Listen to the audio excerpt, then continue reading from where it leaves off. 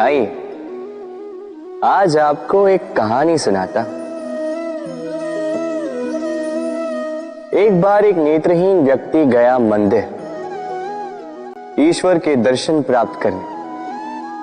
अब जब वहां उपस्थित लोगों को यह ज्ञात हुआ कि यह व्यक्ति नेत्रहीन है, तो कुछ लोगों ने उसका उपहास उड़ाना प्रारंभ कर दिया। वो जिसकी स्वयं की दृष्टि ही नहीं, क्या करने आया होगा यहाँ? कदाचित ईश्वर से शिकायत करने आया होगा कि क्यों आपने मुझसे मेरी दृष्टि छीन ली। किंतु इन सभी बातों से उस नेत्रहीन व्यक्ति ने स्वयं को पीड़ित नहीं होने दिया। वो मुस्कुराया और उसने केवल एक बात कही, माना कि मेरे भाग्य ने मुझसे मेरी दृष्टि छीन ली, किंतु मैं अभागा नहीं, क्योंकि मेरा ईश्वर वो मुझे देख सकता है।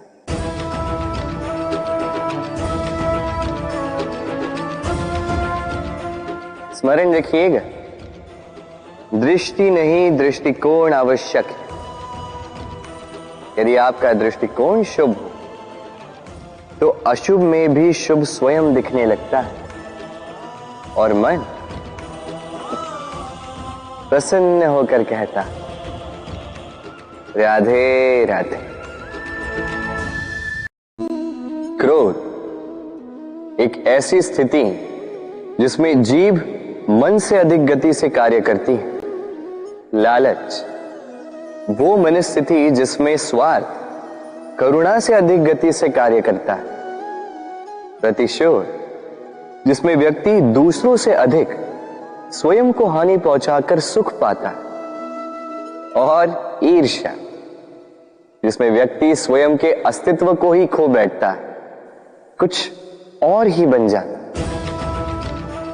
दूसरी ओर आनंद वो स्थिति जिसमें आत्मा शरीर से अधिक प्रसन्न होती है। और प्रेम वो परम भाव जिसमें हमारा दुख सब में बट जाता है और सबका सुख हम में आ जाता है। तो आपको क्रोध, ईर्ष्या, लालच और प्रतिशोध में रहना है या आनंद में रहकर प्रेम से ये जीवन व्यतीत करना है?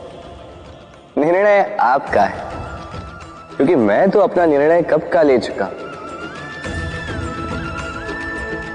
राधे राधे।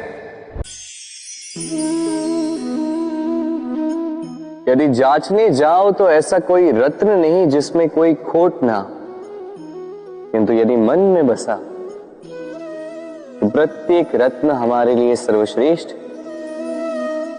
यदि परखने जाओ तो संसार में ऐसा कोई जीव नहीं जो सर्व से अधिक विषैला, किंतु यदि मानो तो ऐसा कोई जीव भी नहीं जो सर्व से अधिक सरल हो, जो केवल अपने पथ पर चलता है, जानकर किसी को हानि नहीं पहुंचाता। उसी प्रकार मनुष्य, यदि मनुष्य को परखने जाओगे तो वो गुणवान नहीं लगेगा, किंतु यदि मानो तो प्रत्येक मनुष्य में कोई न कोई विशेष गुण होता ही। बस बात आती है आपके दृष्टिकोण की। इसलिए अपने जीवन में मनुष्य को परखने में समय नष्ट ना करें। मनुष्य कोई वस्तु तो नहीं, मनुष्य आत्माधारी जीव है जो कदाचित आपके व्यवहार से बदल भी जाएंगे, पराये भी आपको अपना मानकर गले लग जाए। बस प्रेम भाव को ऊपर है। राधे राधे।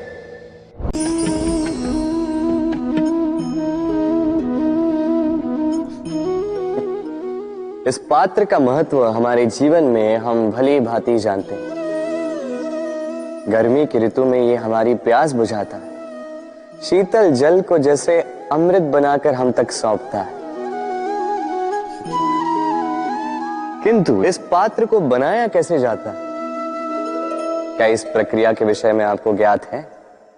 सर्वप्रथम कुम्हार स्वयं के पैरों से माटी को गूंथता है, मथता है, फिर उसके पश्चात उसे एक चाक पर चढ़ाकर उसके पश्चात उसे चाक पर चढ़ाकर घुमाता है, फिर उसके ऊपर बाहर से प्रहार करता है और साथ ही भीतर से सहारा भी देता है ताकि ये मटका टूटे। फिर अपनी ही बनाई रचना को जलती हुई भट्टी में छोड़ देता है तपने के लिए, और उसके पश्चात शीतल जल देने वाला ये पात्र हमें प्राप्त होता है।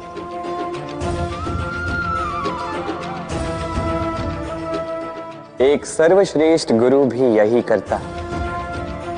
सर्वप्रथम हमारे मन में छिपे संभावनाओं को निकालने के लिए हमें मथता है, फिर कठोरता से हमें आकार देता, उसी के साथ हमें सहारा भी देता, और फिर उसके पश्चात परीक्षा की अग्नि में उस भट्टी में छोड़ देता जलने के लिए, और तब जाके हमारा अस्तित्व बनता है। इसलिए यदि आपके गुरु कठोर हो तो उनसे कुपित ना हुई, उनसे क्रोधित ना हुई, क्योंकि वही वो कुम्हार है जो आपके जीवन के पात्र को एक सुंदर सा आकार देंगे। राधे राधे। जीवन में जैसे जैसे आप आगे बढ़ते हैं वैसे आप कई लोगों से मिलते हैं। उनमें से कुछ आपका उत्साह बढ़ाते हैं, कुछ आपको शक्ति देते हैं, कुछ हताश हो जाते हैं, तो कुछ आपके ऊपर पत्थर भी फेंकने लगते हैं।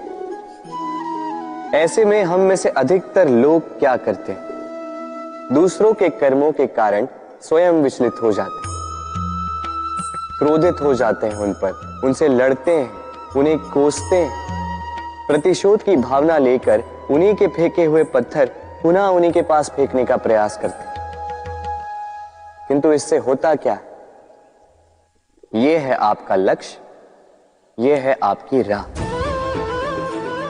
अब इन सारी बातों के कारण आप यहीं रुककर इनका सामना करने लगते हैं। इसमें सफलता तो प्राप्त हुई, किंतु आपको नहीं।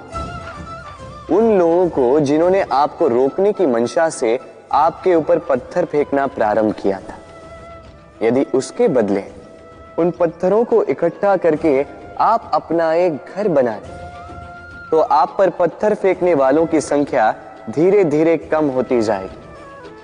आप भी अविचल होकर अपने लक्ष्य की ओर आगे बढ़ पाएंगे। तो आलोचना से लड़कर स्वयं का समय व्यर्थ करना चाहते हैं या अपनी लक्ष्य की ओर अपना ध्यान केंद्रित करना चाहते हैं? निर्णय आपका है। राधे राधे। जीवन में सभी आगे बढ़ना चाहते हैं, अपने लक्ष्य को प्राप्त करना चाहते हैं, सफलता पाना चाहते हैं, किंतु सभी ये नहीं कर पाते। फिर जुड़ जाते हैं उस प्रयास में कि ढूंढ ले वो कारण जिसके कारण ये असफल हुए। अब उसमें भी अधिकतर लोग गलत चयन कर जाते हैं। अब यदि इस बात को मैं आपको विस्तार में समझाऊं तो बात कुछ यूं है कि यदि मेरे दांतों में पीड़ा है तो पेट दर्द का काढ़ा पीने से कुछ नहीं होगा। यदि नींव में समस्या है तो मैं शिखर को कितना भी सजा लूं, भवन तो गिरेगा। यदि हम जीवन में आगे नहीं बढ़ पा रहे हैं तो कारण हमारे पांव की मोच नहीं, हमारी छोटी सोच है। यदि हम अपना भाग्य, अपना भविष्य नहीं लिख पा रहे हैं तो इसका कारण टूटी हुई कलम नहीं, औरों से जलन। यदि महान कार्य करने के पश्चात भी यश प्राप्त नहीं हो पा रहा तो इसका कारण तन का आलस नहीं, मन का लालच है। इसलिए सर्वप्रथम अपनी असफलता का कारण उचित प्रकार से समझें और फिर उचित प्रकार से उस दिशा में प्रस्थान करें। आपको सफलता अवश्य प्राप्त होगी, कोई आपको रोक नहीं पाएगा। बस प्रेम से कहते रहो राधे राधे। जीवन में हम अपनों के लिए, हमारे प्रियजनों के लिए सदा कुछ अच्छा करना चाहते हैं, उन्हें प्रसन्न करने के लिए कई बार उन्हें भेंट देते, और भेंट देते समय एक विचार सदा मन में रहता है कि ये भेंट विशेष होनी चाहिए, ये भेंट सुंदर होनी चाहिए, मूल्यवान होनी चाहिए, ऐसी भेंट होनी चाहिए जो सदा के लिए उन्हें स्मरण रहे। तो कुछ लोग चयन करते हैं उत्तम वस्त्रों का, कुछ लोग चयन करते हैं मूल्यवान आभूषणों का, किंतु क्या ये पर्याप्त? आप स्वयं सोचिए, कितना भी उत्तम वस्त्र क्यों ना हो, एक समय के पश्चात फीका पड़ने लगता, खराब होने लगता, फटने लगता।